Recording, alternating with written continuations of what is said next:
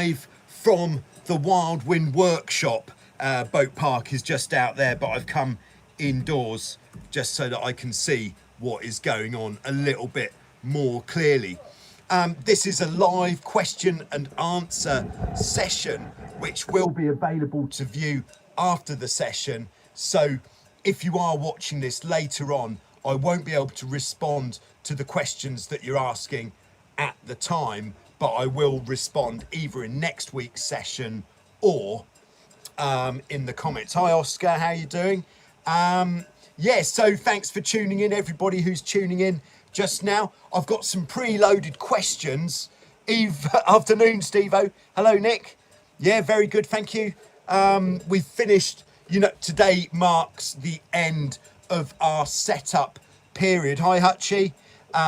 Because we are opening tomorrow, we have got real live guests arriving at Wildwind, which means less tinkering with boats. We have done such a lot of boat tinkering, changing a lot of the ropes on a lot of boats, and just a never-ending amount of tinkering with boats. But that ends now, and we can get back out on the water, which is great, 'cause obviously we've been looking forward to that a great deal. So I'm just going to steam into some of the preloaded questions. Hi Brett. Hi Oscar, glad you enjoyed that video. Yeah, it proved to be very popular, so thanks for the idea with that one, and I was doing the job anyway. And yeah, if you haven't seen the tidying up your trampoline video, it's for sailing the bigger boats like the Tigers, the F-18s, the 20s, anything that's got a straight hollow front crossbeam and a powerful downhaul system. So that was quite good, I thought. And just before we steam in, if because I usually leave this till the end, but I thought I'd try at the start. If anybody is thinking of supporting Joyrider TV, because you see what I'm doing here is some valuable stuff which is helping you with your cat sailing, the easiest way you could do it is head over to totaljoyrider.com and get yourself a nice t-shirt or a hoodie. That's nice. I can do custom designs as well. Hello Jeff, great to have you on board as always. That's Jeff from gearreport.com, of course, our roving reporter. Okay, Oscar asks, is there a list of parts like you did for the spinnaker video? No, I didn't.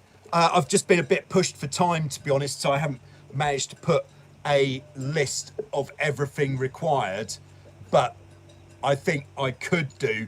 And you'll find all the rope lengths on the rope lengths matrix, which I believe at the moment is only on Patreon, but you can go to Patreon without signing up and have a look there. So just on any of the videos, you'll find a link to Patreon where you'll be able to find that Hobie Tiger rope lengths matrix, which should work for all of the other boats of the same dimensions.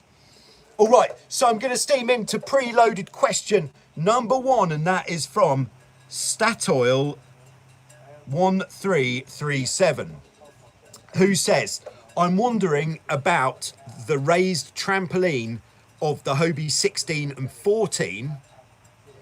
Why don't we see any newer cats, new designs with raised trampolines? Can you elaborate a little bit on the pros and cons, seeing as the Hobie 14 and 16 are so popular? It can't be all bad, right? Okay, so the reason the 14 and the 16 have raised trampolines is because these boats were designed with very low volume, with sailing in waves as the main design element that was going into those boats when they were designed. So the low volume, lots of rocker, because Hobie, who designed the boats, was a surfboard maker first, so he was making the sailing boats kind of similar to making a surfboard with a load of curve in the hull. And then because the hulls were such low volume, since we've got this, we could draw it, So that is a lot of hull rocker. Low volume. If the trampoline had been flat on the hull, what would have happened was the trampoline would have caught in the waves. It would have been too low down. So that is why the raised trampoline was put in, so that here's the waves, so that it didn't catch in the waves. Great picture. And that's why.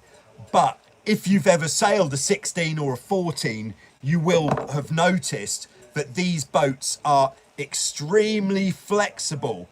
So you get a lot of independent hull movement, because this method of construction of the boat doesn't give you a very stiff boat, which is why the boats with the flat trampoline, with the beams, I didn't come prepared with anything to wipe me board with, hold on.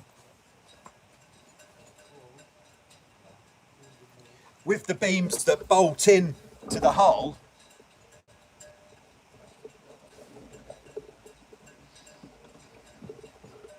kind of like, there's the hull, and then it actually has a cutout in the hull like that, where the beams go.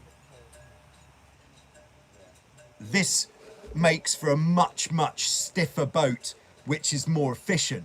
I'm sure with the more modern boats also how much it costs to build comes into it, because here we've got a lot less parts than on a 16, where you've got the sidebars, you've got the corner castings, you've got the pylons, whereas here you've just got the hulls and you've got the beams. So probably quite a lot cheaper to make, as well as there's a lot fewer parts on the boat. So I think that would be the main reason why the raised trampoline didn't stay in fashion with the modern boat designs. So thanks very much for your question, and there we go. Right, let's see who else is checking in. We've got Kush in Michigan. Hi Kush, thanks for tuning in. Okay, Oscar, yeah, I'll get on to that at some point. Germans fan, hi, great to have you on here. Historia, I'm not going to pronounce the second word you got there. Hello from Poland, thanks for tuning in. Nice teacher, yeah? Apple for the teacher. Germans fan, last weekend I went for some single-handed tornado action. Nice. Have to say, in 10 to 12 knots of wind, it felt easier to handle than the 16. Interesting. Yeah, I am looking at queuing up a bit of single-handed tornado. I've got Bad Boy 94 all ready to go at the moment. Later on in the video, I'll take you for a little tour of the boat park once I've got through the preloaded questions, so you can see what we've got going on out there. And there are some sweet looking boats, so stay tuned to see what's going on in the boat park. Yeah, so the second, anyone else in the live? Oh yeah, Fernando, hi. All right, Dan asks, oh yeah, following on from this flexible Hobie 16, how can you make your 16 stiffer? The first and most straightforward and perhaps most obvious way to make it stiffer is to make sure that the trampoline is as tight as possible. So one good way of making sure the trampoline is as tight as possible is, now some people lace their trampoline with a heavy duty elastic, and this isn't something that I believe in. I don't think you get the right level of tension in the trampoline if you're using elastic to lace the trampoline with. You want to be using something like a 5mm rope. That is it. And that way you can get loads of tension on the trampoline. And then when you lace the trampoline, if this is the front beam, this is the back beam, And then these are the sidebars.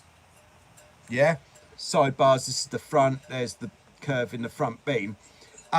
When you tighten the trampoline, if you put your main sheet blocks here, stretched out on the top, attached to another rope, which is going around and underneath. So with the main sheet there, you're actually bending the sides of the sidebars inwards. That means that when you tighten this middle bit of tramp lacing, afterwards, when you release the main sheet blocks, you're going to end up with a really, really tight trampoline. There we go. So tight trampoline, number one. Second way that you can stiffen your boat up is if there is space between the pylons and the castings. So just to explain what these bits are, top of the hull, out of the top of the hull you've got the pylon. That's the bit that sticks up. And then you've got the casting, different colour, which is going to go on like that. If you've got a bit of a gap in between the pylon and the casting, perhaps your boat's quite old, seen a lot of action, then this is going to wear. What you can do is in the gap there, you can shove some stuff. I've heard people using old cut up aluminium cans, like beer cans, obviously make sure that they're not jagged edges sticking out the side or anything dangerous, but anything to take that space away so that this gap gets less, so it can't flex as much. I would try firstly with a bit of plastic packaging. I'll just get some.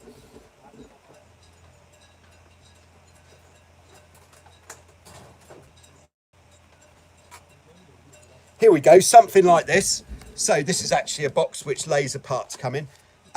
Something like this. Cut a piece of this out to the right size, then shove it up the gap to try to get rid of some of that movement. That could help a lot. And then if you want to take it to the extreme, I've never done this, so I'm not saying do this, I'm just saying people do this. I know a lot of the Australians, they actually epoxy the pylons to the castings to get the boat completely solid. Now you're going to get a really, really stiff boat that way, but all that flexing that you'd usually get, which would be absorbed by this joint here, it will no longer be getting absorbed by that joint there. So if your boat is quite old, you might actually be absorbing all that twisting down the pylons inside the hull, which could actually cause some structural damage. I don't actually know if that is a thing. That is just what I think might be a thing. So there we go. Those would be the two ways that I can see that you could tighten your boat up. What you can also do to a certain degree is just put a little, if it's a 16, just put a little bit more tension into the dolphin striker. That pulls the front of the boat up inwards, which will help to tighten things up a little bit, but you want to be wary with overdoing that. Just a few turns on the nut on each side. All right, just scrolling back. Oh, no way, we've got Richard Catherine, Ricky Nielsen. Hello from the Wildwind Boat Park. Great to have you on board. We might be seeing Rick in a bit. Brett asks, have you made a video showing full spinnaker and line layout on an F18? Yeah, I've made a few, but I don't know if I've been that specific in a video. In fact, I can get the index actually in front of me. I've got my computer just here. I've got number 6 on the index. You'll find the index on totaljoyrider.com of all the videos that I've made. So I've got a whole chapter in the index called Spinnaker. Spinnaker technique is a really good video if you haven't done much spinnaker sailing, or if you want to get a bit more out of your spinnaker sailing, I'd say there's a fair chance I have done something. To be honest, I've made so many videos now, I can't remember exactly what I have or haven't done. But I'll take a look at that. If you either leave a comment after the video's uploaded, or email me and say, how about that spinnaker layout video, then I'll put one together, or I'll check and I'll put one together later on. Thanks, good question there. All right, Richard, hi.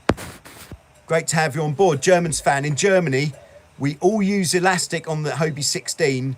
They say it's way easier on your eyelets. Yes, I would definitely agree that you'll get more life out of your eyelets by using elastic, but you won't get the trampoline as tight. So it's, what do you want to do? Do you want to have less load on your eyelets or a tighter trampoline? Yeah, because what you can do is get a sailmaker to reinforce where all the eyelets are on the trampoline, so then you can use some rope to get it cranked on a bit tighter. But I can really see the reason that the shock cord's used, but I just can't see that the result will be as effective. Right, we got Pan Popeye. Oh, that must be Panos. Yes, sir, man. See you on July the 4th. It's official. It's official. Great. I look forward to seeing you on the 4th there, Panos. Great. Robin, hi. Thanks for tuning in. All right. Question from Oscar, which is, would you recommend the downhaul? For the downhaul, one block in the middle of the mast, which is able to turn on both sides, or one block on each side? Oh, right, I get you. Yeah, it just seems to be one block in the middle probably won't lend itself quite as well for a boat. I think Oscar's got the 20.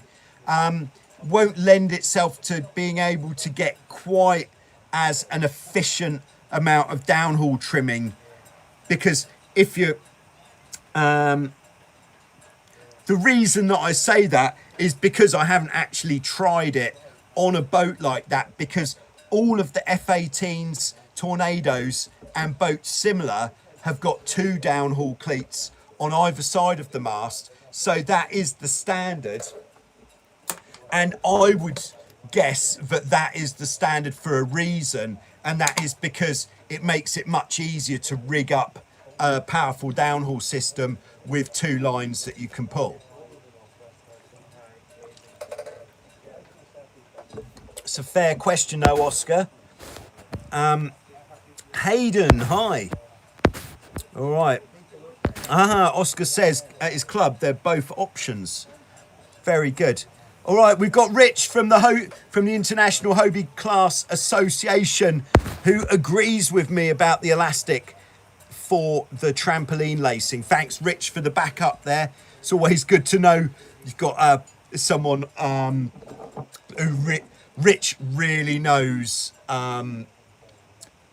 more about Hobie 16s probably than most people on the planet. So do check out his YouTube channel where you'll be able to pick up some absolute nuggets of priceless information. Rich is also, I believe, the president of the International Wildcat Class Association. So he's right in the forefront of all of the events that are going on with Hobie sailing around the world. All right, next preloaded question. We've got Gunter, who says, oh, this is a tough one actually. He says, I've got a new spinnaker for my Tornado, but the luff and the leech are, he says flattering. I'm going to say fluttering or flapping seriously all of the time, even in light winds, whether sheeting in or out, heading up or falling off solves the problem. So what Gunther's got there is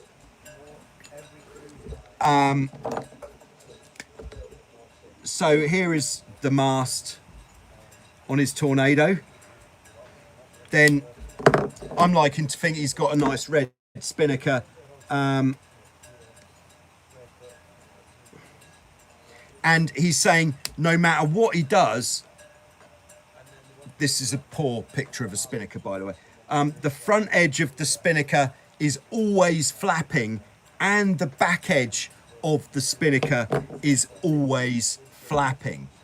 All right, so the first thing that we can do, take the spinnaker down, and the first thing we can do is we'll just do a little bit of investigation, a bit of problem solving here, is take a tape measure, attach it to the end of your spinnaker halyard and hoist it all the way to the top block,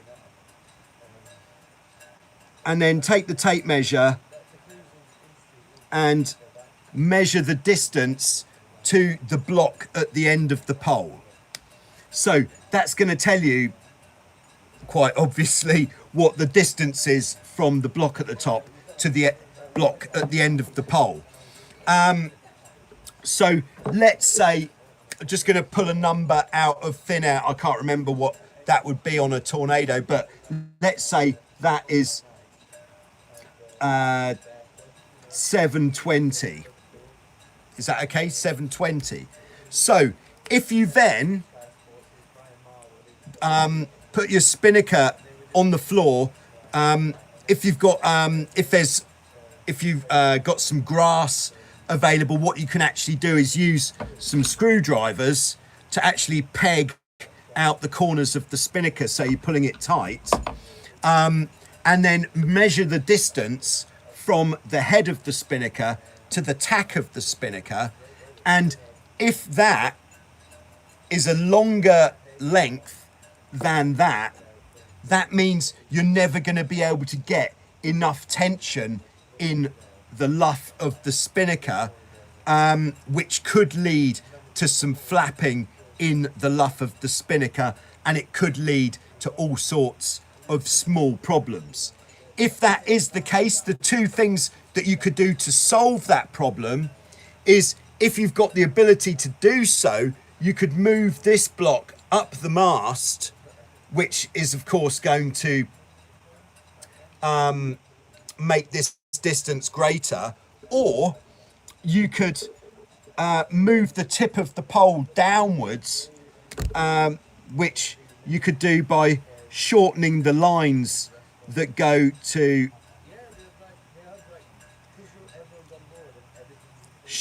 these lines here, which go to the bow of the boat.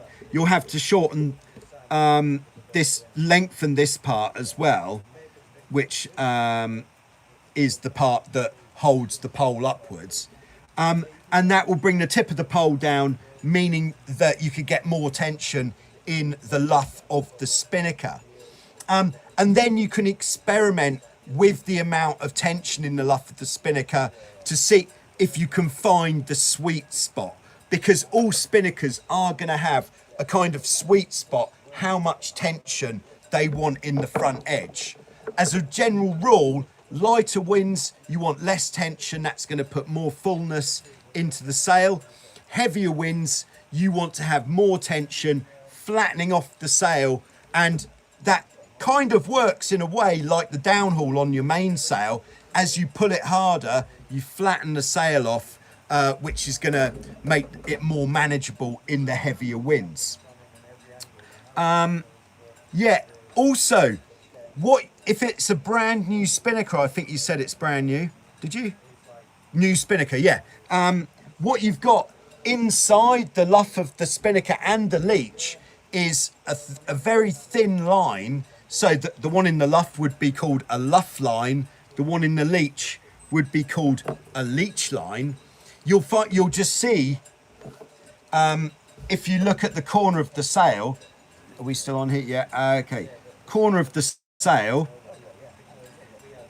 and then you'll see that just coming out of the reinforcement near to the corner of the sail, there'll just be the tail of a thin piece of rope. If that rope isn't tied off, then you need to tie it off. So all you do with that is, with the spinnaker up, so get it stretched, you just pull that to take the slack out of it, and that just gives that edge of the sail some reinforcement. So that is on both the luff, the front edge, and the leech of the spinnaker. Now, with the problem with the flapping leech, it might be that if you sort your luff out, the whole spinnaker will then be just setting beautifully every time. But what it could also be is, oh, our picture of the boat isn't quite straight here, but so here's the hull. Oh, actually, we've gone off the board there with the hull. How's that? All right, there's the hull. All right, so block positions. So you can't just assume that where your blocks have always been on your boat are going to be suitable for your new spinnaker. And if you've changed the mast rake on your boat, the amount that the mast is either towards the front or the back of the boat, it's going to change where you need the spinnaker block to be. All right, so if we just turn this into the spinnaker again, it's a very triangular spinnaker. Then we've got the spinnaker sheet. So if the leech is flapping, it might be that you've got just no tension pulling downwards at all, which would mean this block is too far back. So if you move it forward slightly, that could possibly solve that problem. So I think there's some ideas for you anyway, Gunther, and I hope that something there helps a bit. Yeah, let us know how you get on with that. That would be good. All right, just scrolling back, seeing who is around. All right, Nick from Australia, thanks for the tips on cats. You're very welcome, Nick. Glad you could make it. Must be getting on for pretty late in Australia right now. All right, so next preloaded question.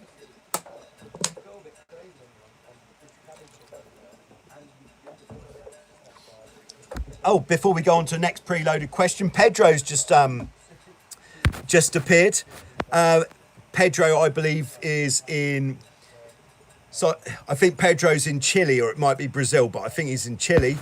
Hello, how is the union between dolphin striker and pole of the spinnaker? How long is the pole? How to know? Maybe... Oh, so Pedro's got a Prindle 18.2. Oh, Pedro is in Chile. And he's saying, how can he work out how long his spinnaker pole should be? That's a tough one. I would...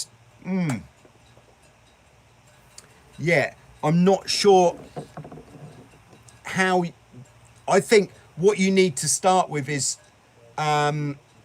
find the spinnaker that you're going to use, and then what I did in the past is I used, pardon me, a windsurfing mast. I put some fittings on a windsurfing mast and used that as a bowsprit, as a spinnaker pole, and then with a windsurfing mast, because it's made of either carbon or hopefully there's some carbon in it, you can then, if it's too long, you could just cut it a bit until it looks right for the sail that you've got. But it depends if you're going to be getting a sail made for you, which if you are, then the sail maker should be able to dial up the correct dimensions for the spinnaker. So it's a tricky one actually, but in answer to part of your question there, it doesn't relate to the amount of tension in the dolphin striker. In fact, what we could do, could we? is we could... All right, we're going out into the field with a tape measure, and we're going to call upon the assistance of none other than Ricky Nielsen from the Wildwind team. We'd like to call upon the assistance of Ricky Nielsen from the Wildwind team. This is Rick. He's enjoying a well-deserved after work beer. We're just going to measure the bowsprit on the Tiger.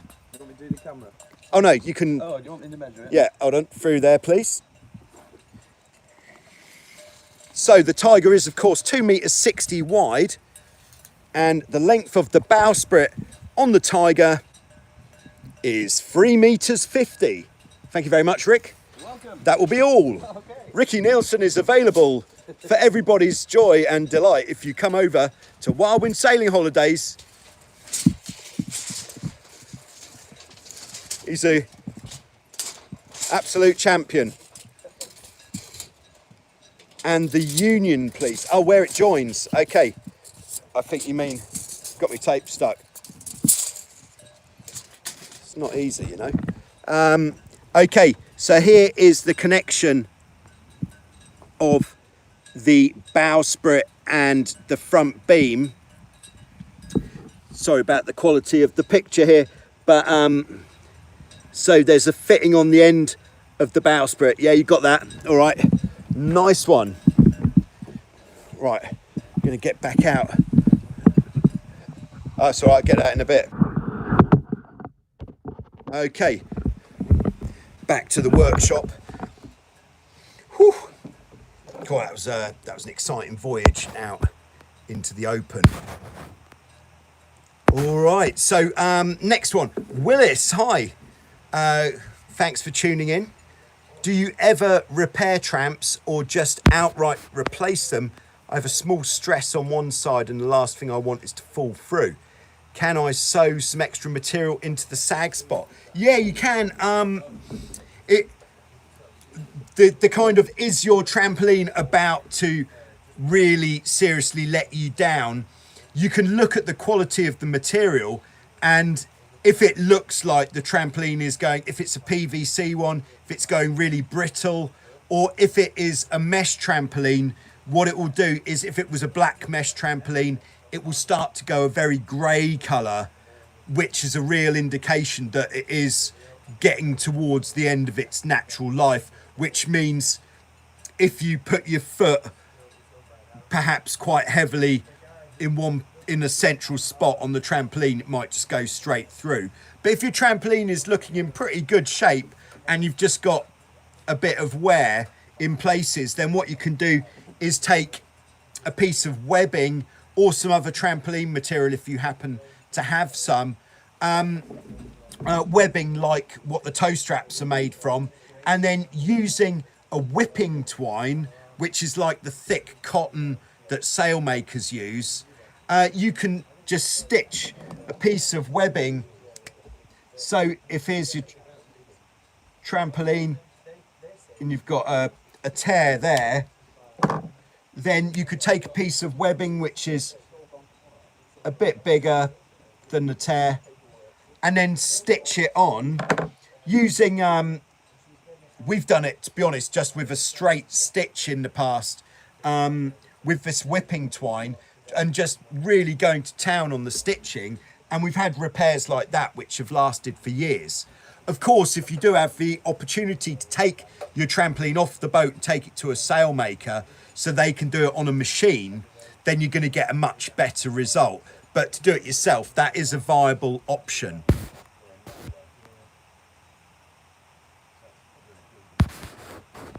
Okay, so hopefully that will help you a bit. Right, for those of you who are watching not live, we're just going to take a short commercial break.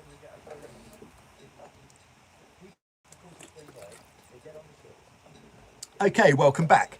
In fact, you would have come back before then. Anyway, all right, next preloaded question comes from Will in Perth, Australia. Okay, and Will is...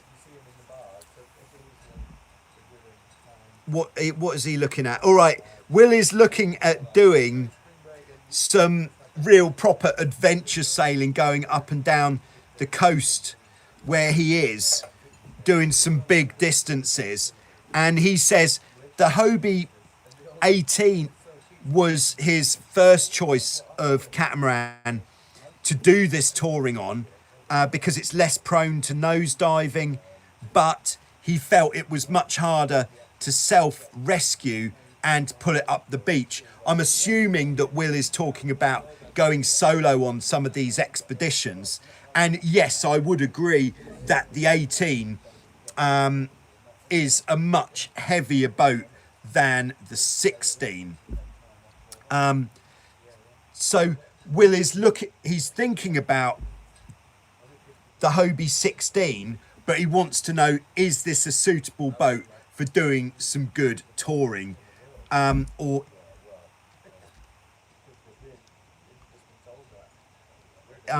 is the 16 seaworthy if maintained well, is his end question, which I think we all know the answer to that, which is yes, extremely. I don't think you will ever find a stronger boat than a Hobie 16.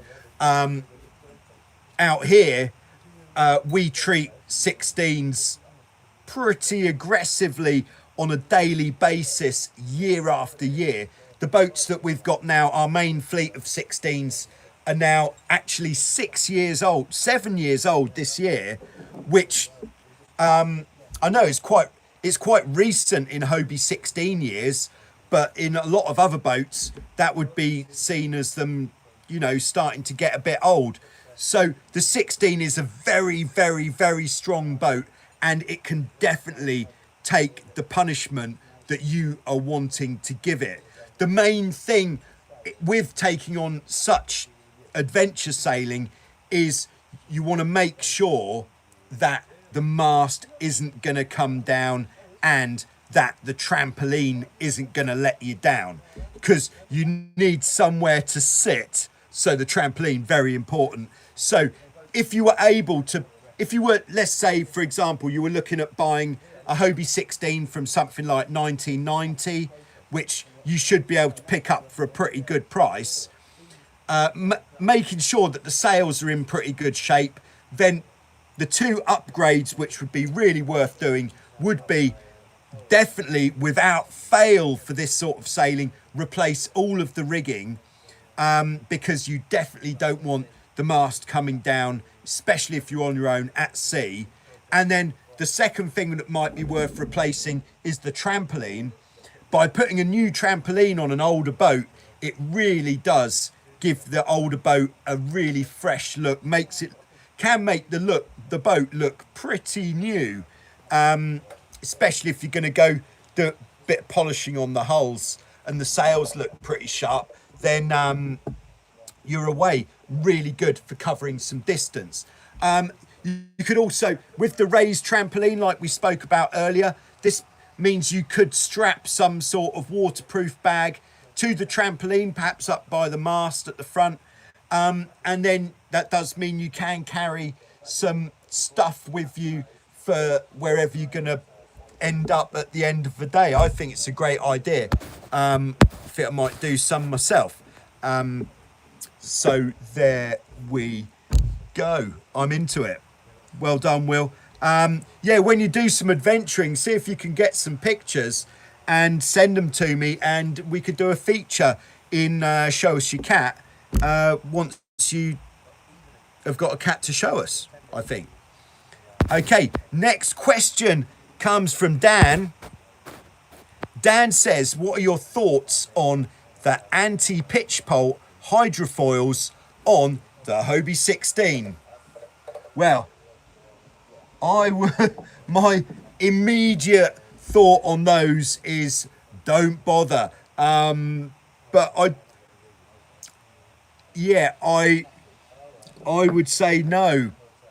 I don't know if Rich is still there from the class association. I'd be quite interested to know what Rich feels about these anti-pitchpole bow pieces. Basically, if we look from above the bow of the boat, that's a pretty bad picture of the bow of the boat from above. Or actually, let's go 3D. That's much better now. So that's the side of the hull, that's the top. That would be the bow tang rigging. Is everyone with me there? Okay, so these anti-pitch pole hydroplane thingies, I think they go something like this. Basically extending like this, which means if you're going to stick the bow of the boat in, so this is solid piece of some sort of plastic.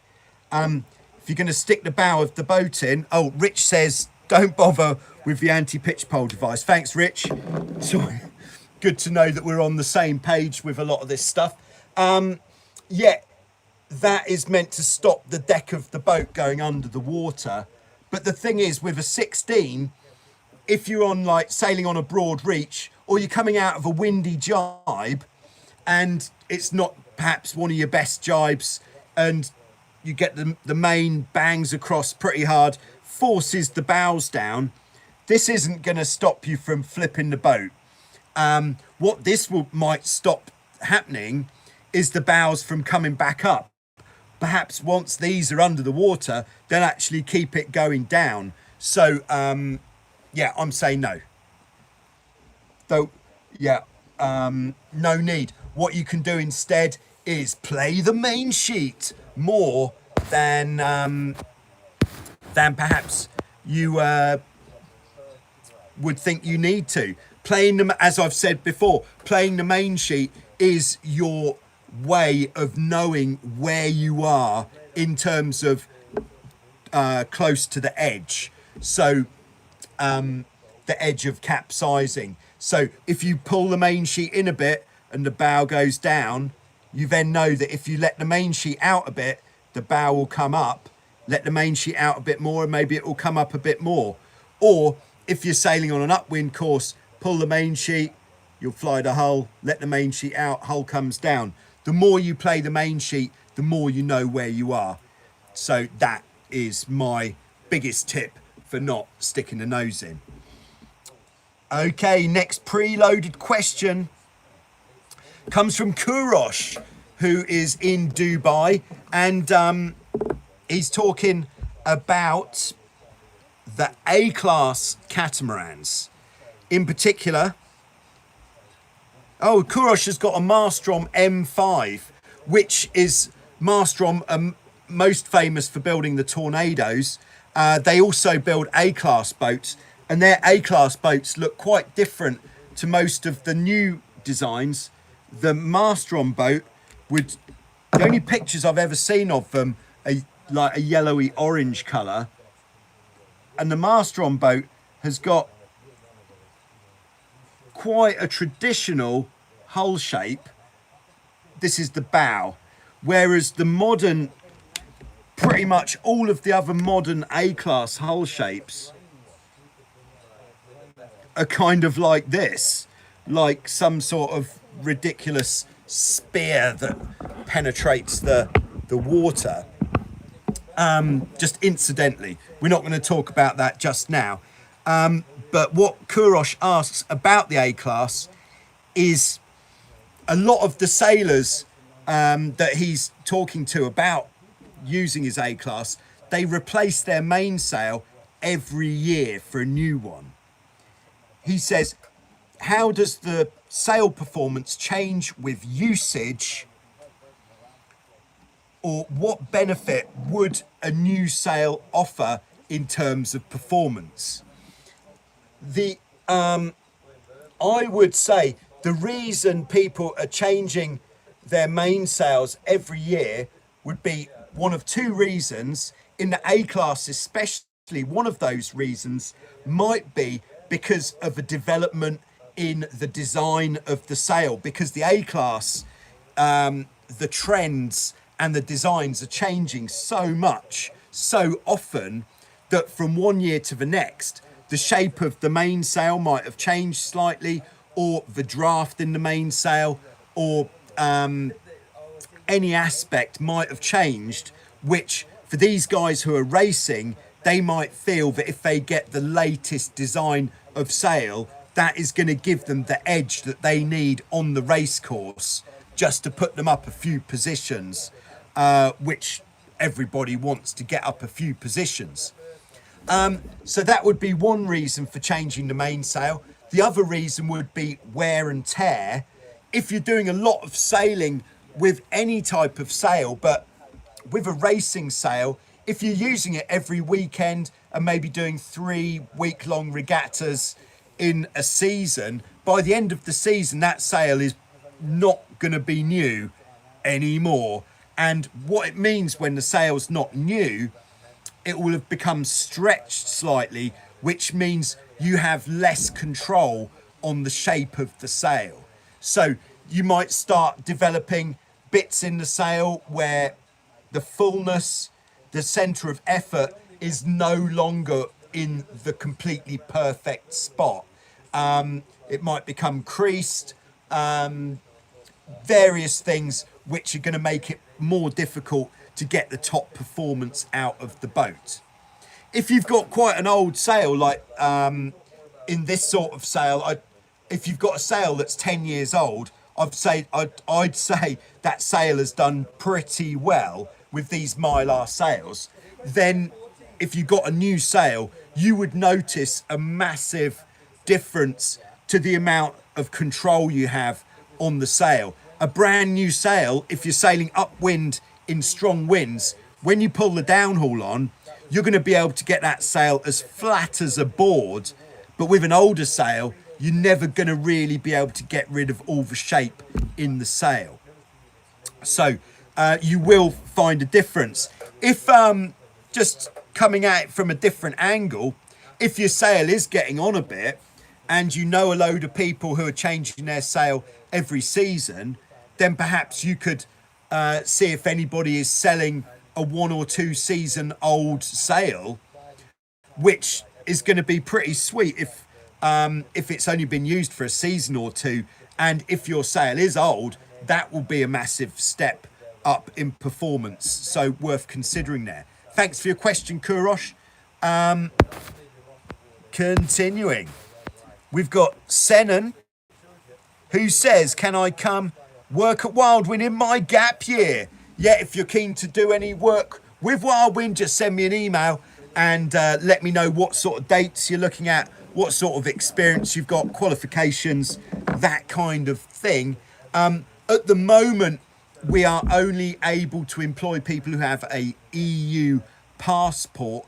We are taking a few people on a work experience basis who we're not able to employ legally. Don't tell the people who don't need to know. But you do need an EU passport at the moment to be employed legally out here. Otherwise, we either can't do it or it's really, really expensive for us to do it. But do get in touch. Let me know what you're thinking of and we can make things happen. If not this year, then for another time. All right. Nick says, any tips to get a Hobie 16 to point better? Ooh.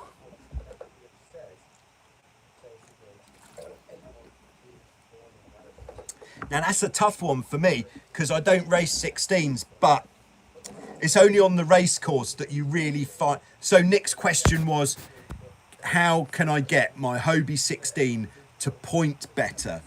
When we're talking about pointing, we've got our wind coming from the top of the board and we've got our fairly normal upwind sailing angle. Pointing better would mean to be able to sail the boat closer to the wind, but maintaining good speed. This can be quite an issue, especially in lighter winds. So I would say the first thing to look at to improve your pointing is the jib halyard tension on the Hobie 16. I'm not going to say whether to pull it harder or less, but that would be the first place to look. Second place to look is how much main sheet tension you have. If you can get to improve pointing, what we need is more tension in the leech of the mainsail. So we're just going up a bit in the scale here. So is that still on the telly? Yes, it is. All right, so there's the boat. And then perhaps if we draw in the center line of the boat. Okay, we're all having fun so far. And then what we want to do to get the boat to point as in the lighter winds as high as possible is to have it so that the mainsail, the leech, is coming to the center line of the boat, but without crossing it. So that is going to give us the most effort in the sail, which is going to help us to point. Then as the wind gets stronger, we'll start letting the traveller out and we won't be able to hold that amount of power. Crew positions, forwards, backwards, is going to make a difference as well.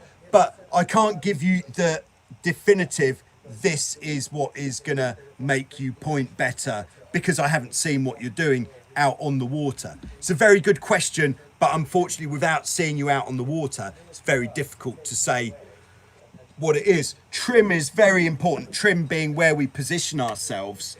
If you ever find yourself upwind, like in light winds especially, towards the back of the trampoline, that is really going to hurt with your pointing ability.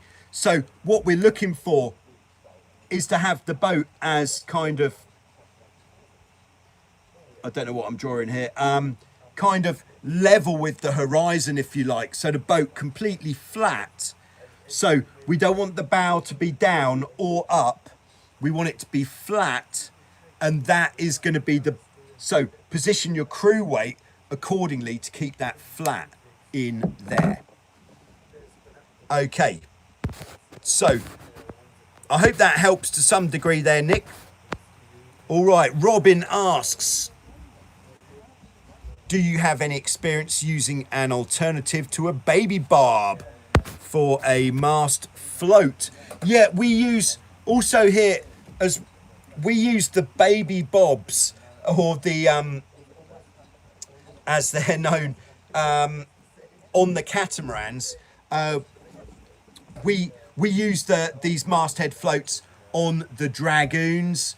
We use them on the Hobie 15s, and we actually use one on our Hobie 14. But that is because it capsizes so often that it stops people from having to right it from inverted every single time. And those baby bobs work really nicely on those boats. With the 16s, we don't use them at all, but on the monohulls, we do use a different type of masthead float, which is the Crew Saver masthead float, which is like a bag. It's basically like a buoyancy bag, which we inflate through a tube. These are 40 litres, but they're not as satisfactory as the baby bob.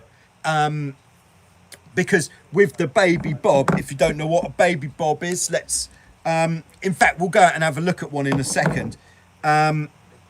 It's basic, let's draw one anyway. There's the mast, and then on top of the mast, it's like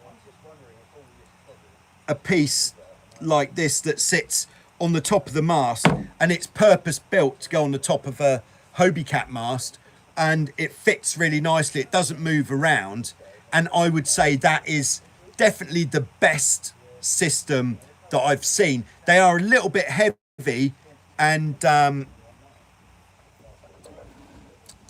they do create some windage. I've just seen, I'm not skipping a question there, Jeff and Wills, but David's just asked, why do you not use baby bob on the Hobie 16s? It's because the Hobie 16s we're constantly using every afternoon of the summer in strong winds. We capsize a lot, and what happens if you're using a masthead float is the boat will not invert if capsized.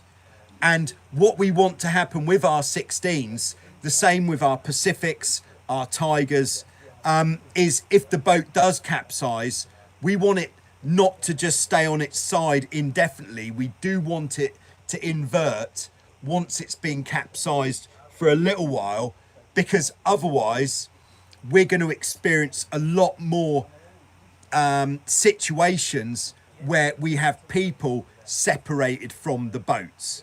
Because with the boat on its side, so here we go, boat on its side, which way will that point? Like this, square hulls of course. Okay, boat on its side with the masthead float,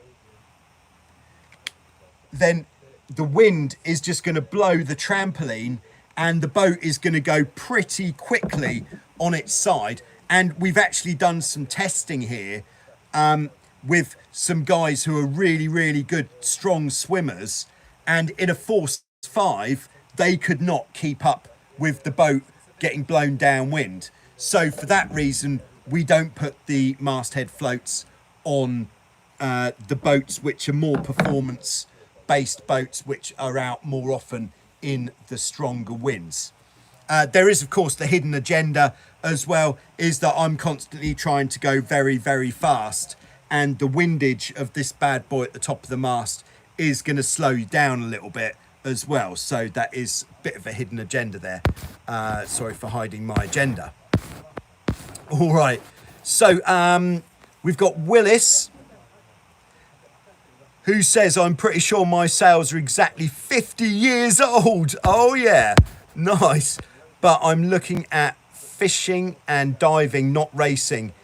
And the main inspiration is that the great whites around here average 18 feet and my kayak is 7 foot long. Oh my goodness.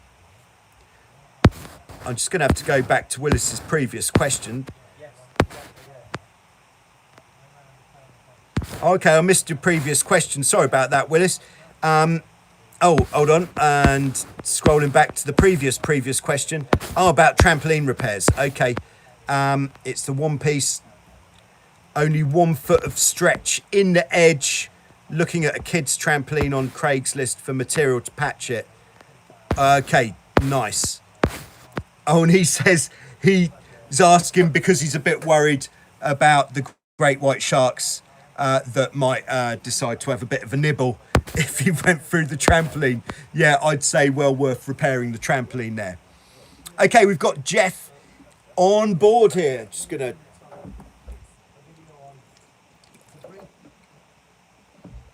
Okay, we're almost at an hour now, by the way, so if we could just not have any further questions, because I've still got some preloaded ones to get through, and that would be ideal. So Jeff says, my mate Frankie is looking for a pair of second-hand Hobie F18 Wildcat Daggerboards. One of his broke under pressure after, asking to the Total Joyrider community. Thanks, Jeff, in French Breton from Hong Kong. Okay, yeah, perhaps what I could do, Jeff, it's, to be honest, it's unlikely that anybody, I'd say it's reasonably unlikely that anybody is selling second-hand Wildcat Daggerboards, because the Wildcat Daggerboards are reasonably notorious for breaking. So if people have spares, they'll be keeping their spares for themselves. So if you let me know, I can put out a video, send me an email with some details, and I'll put out a short video just asking, throwing it out there if anybody does happen to. But I'd be surprised if anybody comes forward with used Wildcat Daggerboards for sale, unfortunately. Okay. Willis says, watching you capsize every way was the best episode you ever made. Thank you very much. I thought it was pretty good as well, actually. It was good fun to make as well. We took some hits that day. I've watched that at least 6 times and recommend it to many people. You don't turn turtle, but if, oh, sorry. So to many people, don't turn turtle, but if you do, you showed me how. Okay, I don't think we inverted at all in that video, but that was just for the speed of getting the boat back upright so that we could get on to the next capsize. But perhaps I'll do another capsize video, taking one for the team, thank you very much, where I'll turn the boat completely upside down, and we'll go through the process again of righting the boat from inverted. David, thanks for a very clear answer. That makes perfect sense. Excellent. Glad to hear it. Hey, we've got Max on board in Rosenheim, Germany. Thanks for tuning in, Max. Hopefully we'll be seeing you out here fairly soon. We are, of course, opening tomorrow. That is the big news from the Wildwind Boat Park. Okay, Bullthrush says the M32 Scow has a nice masthead float. We'll check that one out. Rich says, cheers, doing a great job. Glad weather is finally warming up. Oh, yeah. Big fan of the good weather. All right, so no further questions, please. If you've got more questions up your sleeve, then send them to me either in an email or just comment on any of the videos, and I will respond to them either in next week's session or in the comments. But for now, I haven't got time to do any more questions. I've just got to do these preloaded ones, which I have still got. So moving on, we've got Gunther again, who says, I'm just gonna paraphrase what he's written here. He's got quite a lot. He said, with the spinnaker up, I think Gunther was on the Tornado, was it? Yeah, on the Tornado, spinnaker up, traveller in the centre, main sheet tight, not going very fast, and then a monster gust hit. So it sounds like it went from not very windy to a big gust, and he says he bared away immedately. The leeward bow submerged immediately because of the high pressure. At the same time, the windward stern had lifted so high that the crew could not get any further back, and they capsized. Okay. And he said another time, similar thing happened, and he uncleated the traveller and the main sheet and pushed the tiller away to head up, and the spinnaker was happening, but they didn't capsize. Is that a viable technique for not capsizing in such conditions? It's a pretty juicy question. So what, just to summarize the question, Gunther is saying, if you're going pretty slowly with your spinnaker up and you get hit by the monster gust, which really wants to capsize you, is letting the main and the traveller and the spinnaker out and heading up towards the wind a viable way of not capsizing? I think if it is absolutely survival and you don't have a choice, it is a way of not capsizing. But if you are going at speed, or no, not if you're going at speed, but if you dig the nose of the boat into the water and you haven't got any tension in the main sheet. So, or actually, let's backpedal a little bit.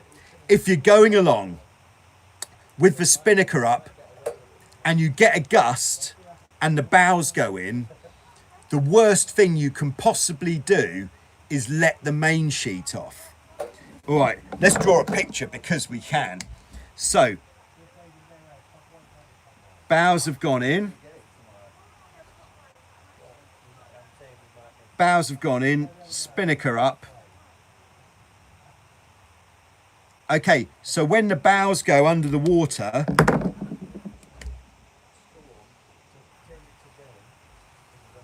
when the bows go under the water, what happens is the boat slows down a lot very quickly. Whether you pitch pole or not, the boat slows down very quickly. The reason we can handle all this pressure on the downwind course is, where can I draw this? Over here? All right, is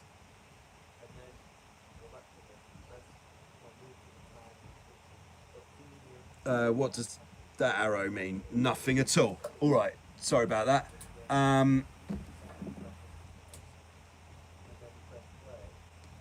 When we're on this downwind course, because we're going fast, it means there's less pressure in the rig. So if we're traveling very quickly, then there'll be less pressure in the rig. If we're going slowly, there'll be more pressure in the rig, and that is going to make us feel like we want to stick the nose in or pitch pole. So when we stick the nose in and slow down a lot, if at that time we release all of the tension out of the leech of the mainsail, what that does is it means there's nothing supporting the mast from going forwards, which means that is a really good way of snapping your mast, just to get to the point there at the end. So try to never release the main sheet if you're sticking the nose in, because that is a mast snapper to do that.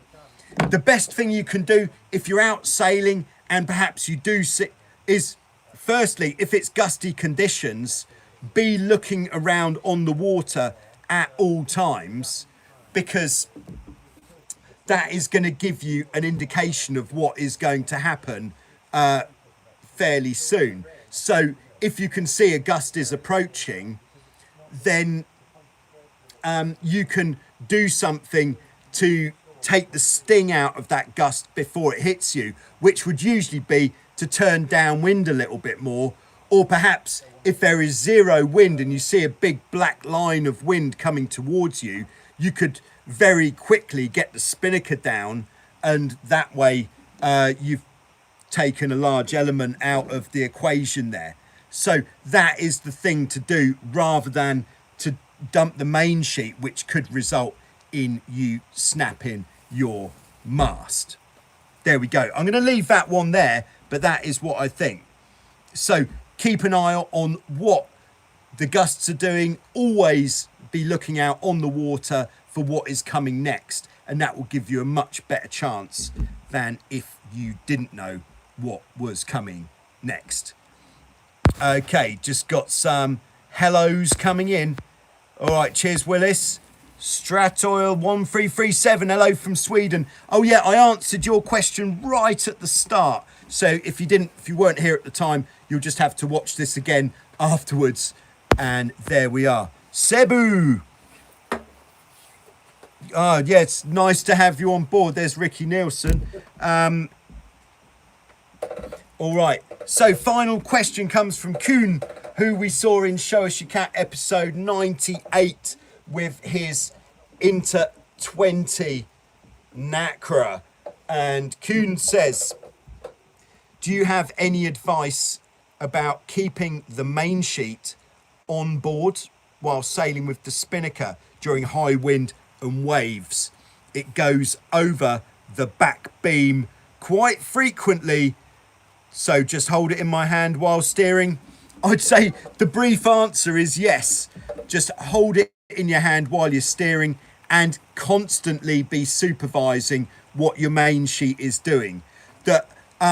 I've had this, of course, many times myself in the higher winds, sailing with the spinnaker up, and if you get the smallest little bit of main sheet in the water, then what happens is that will start being tugged by the water, and before you know it, the whole thing goes off the back of the boat. We'll keep talking about this as we go out of the workshop and out into the outdoors. Yes, so haven't actually got a main sheet on any boats to demonstrate with, but what I would generally do is, while I'm steering with the spinnaker up, as one of the jobs that we're constantly doing on the boat. We're just grabbing the main sheet, flicking it back onto the trampoline, perhaps having it tucked underneath our legs a bit, just so we really are keeping a good eye on that bad boy there. I hope that helps. Although it doesn't help, there's no secret to doing it. You've just got to keep an eye on it. All right, so as promised, I'm just going to take you for a quick look around the boat park here. We've got everything is pretty much done now. So we've got our fleet of Hobie Tigers. We have moved one of the Tigers into Boat Park 2.0 just because of space, and we didn't think we'd need all 5 straight away. But this is the Tiger that is new to us this year. It's actually a 2007 boat, and it's in really nice condition. Hasn't been used very much. We've got a new jib on there now. We're getting a new spinnaker shortly on there, and this is the boat that we did the takeaway systems video with, and she is looking sharp. Then just continuing through the boat park. Glad you can make it for the tour. Then we've got the C2, of course. If you can tell by the shape of the cover, we have got the curved boom on there, ready to accept the deck sweeper mainsail of good times. So hopefully we'll be able to get that out this week with some of our guests who are arriving, which will be very exciting indeed. Then here she is. Yeah, I know you all wanted to see her. It's Bad Boy 94. Again, hoping to get this bad boy out this week. Then we have expanded our fleet of FX1s. This year we've now got, this one's called the Sport, and this is an absolute bad boy. It's basically an FX1 without a spinnaker on. You may ask, why is an FX1 without a spinnaker called the Sport? It's because if the wind is like 25 knots, maybe more, and you weren't even thinking about putting the spinnaker up, the boat is quite a lot lighter and there's less windage than if you had the spinnaker on there. So it's going to go faster in the stronger wind. You don't need the spinnaker on there if you're not going to use it. There we are. There's another FX1. And here's the third FX1, which we're actually calling the Special FX, because it's an FX1 2, which is an FX1 for 2 people. Can't wait to get out on that bad boy. She's a real handful because it's a very lightweight boat for 2 people. Then we've got some Hobie 15s, as you would. Great for less experienced cat sailors, for people who are learning to sail cats, or if you're learning to helm on the trapeze, you could take one of these out solo. They're a lot more forgiving than the 16 or the 14. Got big voluminous hulls, so quite stable. Really nice boats. Then we've got our 16s. Just got 4 here at the moment. We've got the rest of them in Boat Park 2.0, just for space reasons. Then we've got some Hobie Pacifics.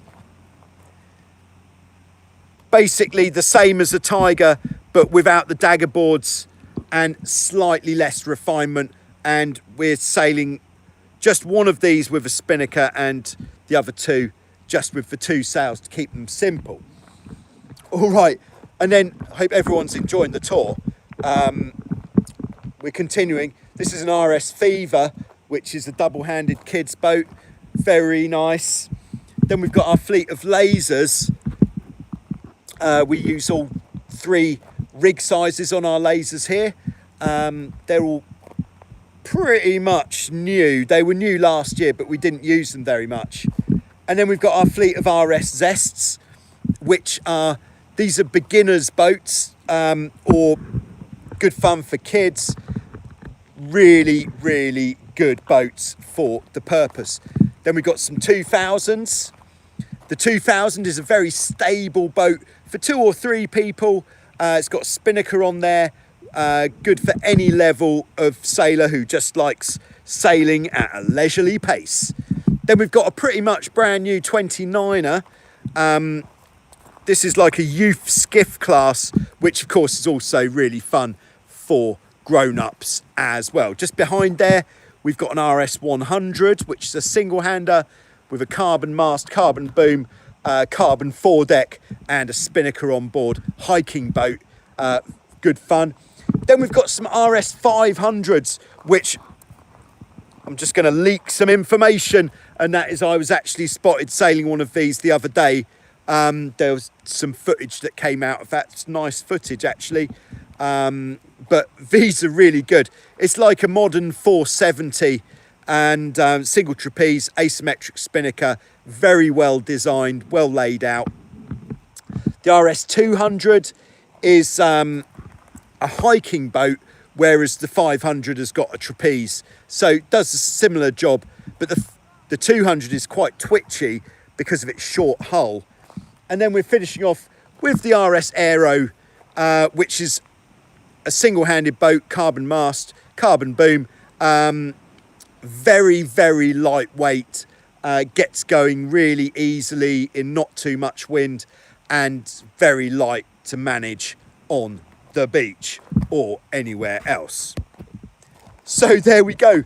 That was the tour. All right, I'm just going to stand in the shade just so I can see if anybody else has said hello, and then I think we'll call that a day there. Okay. Oh, it's very difficult to read out in the sun. Bernardo. Aero is amazing. Okay, and I think that concludes this Q&A session. So thanks very much for tuning in and sticking around, for those of you who have. And I will, I'm pretty sure I'll be back next week with some more Q&A. But then the following week, I think I will have to look at the schedule, as this coming week we're not so busy here with guests, but the following week after that we are going to be pretty busy, so I will have to reschedule. Of course, there's not going to be any Show Us Your Cat this Sunday, but I'll see if I can put something else out to keep you entertained at the time when you would usually be entertained. But then next Sunday there will be more Show Us Your Cat, because we've got some cats that you need to be shown. Thanks very much for tuning in, and we'll see you soon with some more